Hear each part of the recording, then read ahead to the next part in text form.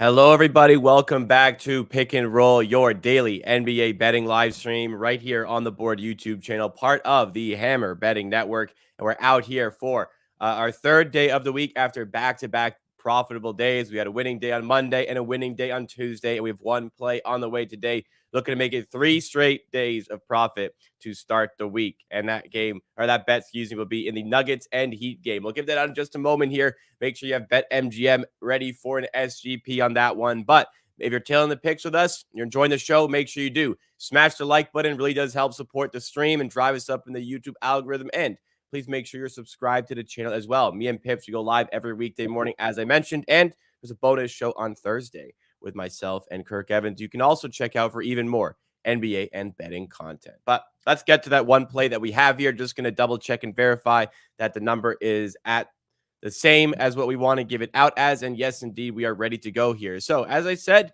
the Nuggets will be in Miami for this one. And we're going to be taking Jamal Murray under 23.5 points, and pairing that with Michael Porter Jr., 12 plus points. We have that for plus 100 at BetMGM. Oddly, ESPN Bet does not have a superior price on this one as they normally do for SGPs, but the widely available option is the best price, and that's where we're going. All right, let's get to you, Pips. Let's hear the handicap behind this play. Why are we going under with Jamal Murray, but over with Michael Porter Jr.? Yeah, so we are betting on the dominant ball handlers under against Miami. That's thing that worked a lot this season. And even if you take a look at the Jamal Murray performance, when he's performing against top 12 defensive rating, so I would say above average the defensive rating this season, he's under in 14 out of the 15 games, with single over being that game against the Boston Celtics where they're bottom in pick and roll ball handler defense, which is not the case with Miami. As we can see, they are third best pick and roll ball handling defense, second best transition defense, the best hand of defense. They don't allow as many free throws. So overall, very difficult matchup for Jamal Murray. Data showing this. Last game against Miami Heat, he got injured, played 15 minutes, scored only 6 points in those 15 minutes.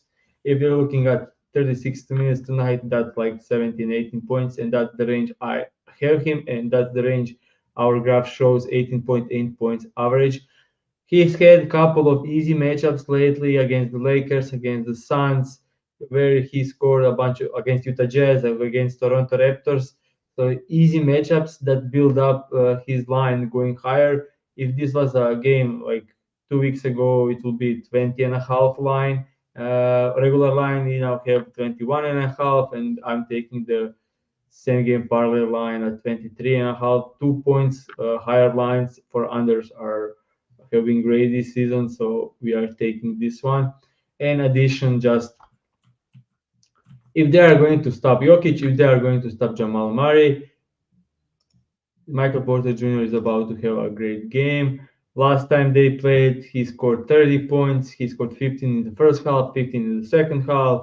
So with Jamal Murray playing first half, he still scored 15 points. Second half, without Jamal Murray, he still scores 15 points. So makes sense. Since the All-Star break, Michael Porter Jr. averaged 20 points a game. So he's in a great form. Lately against Miami, Kispert put 22, Fontecchio put 22, Markkanen 25, Keegan Murray 28 and 33. So similar type of players did great against Miami Heat, and similar type of players like Jamal Murray struggled against this team. So yeah, I think this is very well correlated. If they stop Jamal Murray, Mike Porter Jr. should have a great game. All right, there we go. There is the one play that we have on the show today. Going to be one of our shorter shows for today. Pip's dealing with a headache, and perhaps the headache is a result of the one losing play yesterday. It could have been easily 3-0. I guess it could have been another play could have lost that we had on the show. We get a very late bucket from Shea Gilgeous-Alexander, which ends up cashing one of our bets. I'm trying to full screen here, giving me a moment on that. But it was a 2-in-1 day. We had a winner on Jalen Brunson, Dante DiVincenzo. That one was nice and early in the day. And on our second play, we did have another winner with Shea Gilgeous-Alexander. Had 28 very late. We needed just a 30, And it kind of felt like as time wore on, it wasn't going to happen, but he hit a layup with it's like 10 seconds remaining, ends up going over by half a point. So we do get a positive hook for our hook counter, and that improves our hook counter to 7 and 13 on the season. So, hey, I said we're going to balance out, and we have 2 in a row, 2 days in a row, we get positive hooks. We're 7-13 there.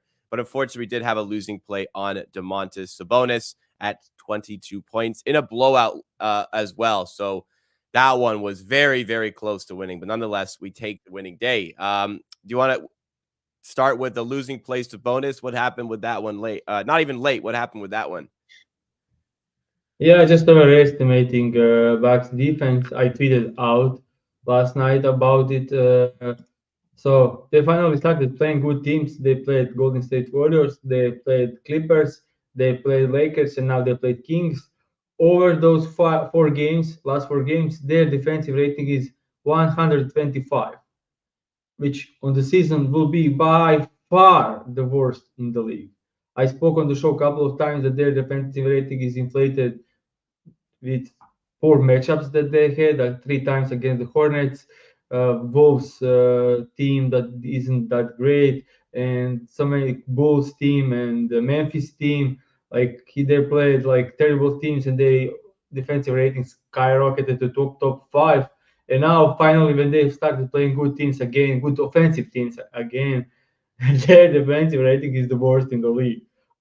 And by far, like league worst is like 119, and they have 125 over the last 4 games, which is terrible. So yeah, I kind of overestimated their defense. I mean, I always spoke poorly about their defense, but even I would into this like, okay, they are at least top 5 rim defense in the last like 15 games, and yeah, they got insanely cooked by Sabonis. But unfortunate one of these is he had 20 and left the third quarter. They were up 25 with 9 minutes left.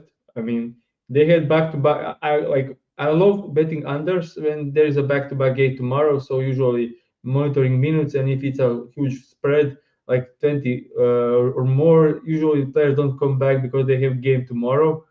Sabonis returned with up 25 with 8 9 minutes left. He only rested 3 minutes in between, came back, scored a bucket, and left the game. Could have been another positive hook. Ended up being to 22 points. So yeah, this one hard sucks, but at Yeah. least we got Shea Yeah. on that one. So a lucky, unlucky one-on-one on the show. I accept Shea probably a bit more lucky when you look how he crossed the line. But Shea took 27 field goal attempts.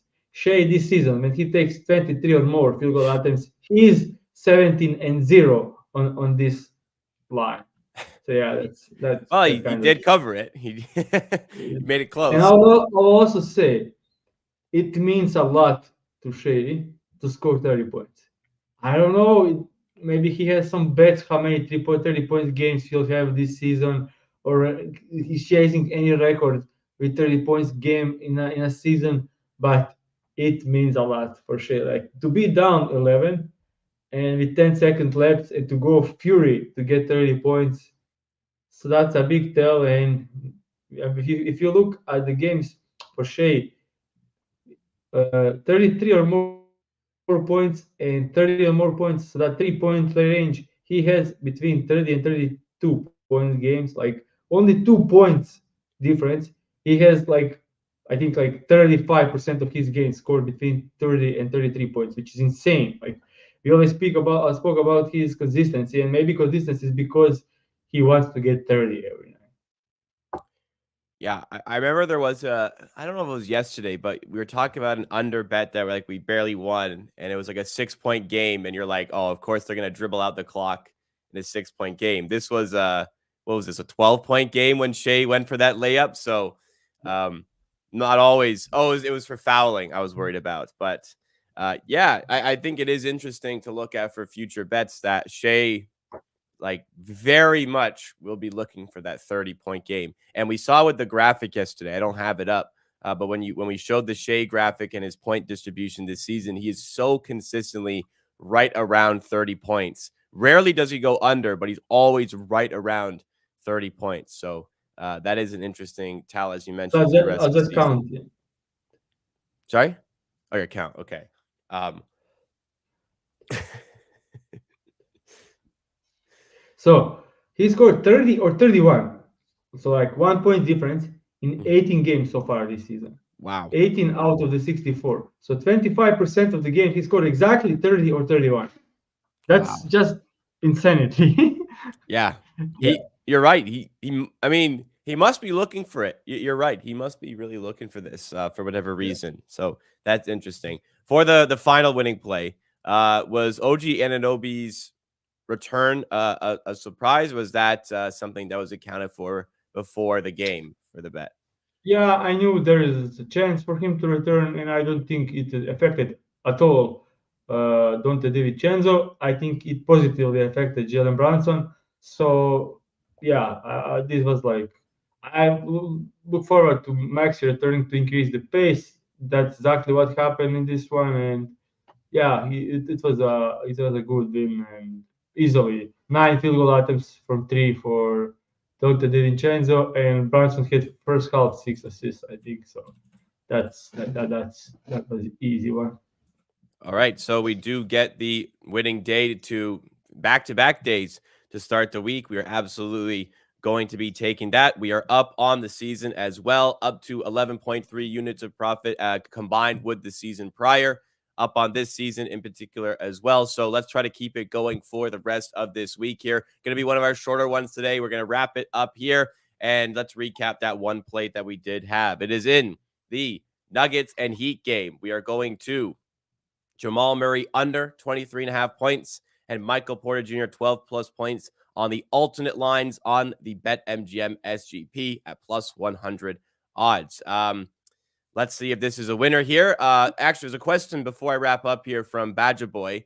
We've had a lot of Sabonis bets coming on the show recently, and Badger Boy wanted to know what the record was on Sabonis this season. So Sabonis this season, I did a quick look through, but if I counted correctly, he's 4-6 on the show this season. So this does include, I think it's one where he was on one half of the SGP and his side was a winner, but he is 4-6 in particular for us on the show this season. But he did start And 1-5 on the show, so he's had a good run. I think if you look at one field goal made or one Patterson made, I think he always Plus or minus 1 to 2 points, yeah, on the other side. So a bit unlucky always on Sabonis. So he's an asshole.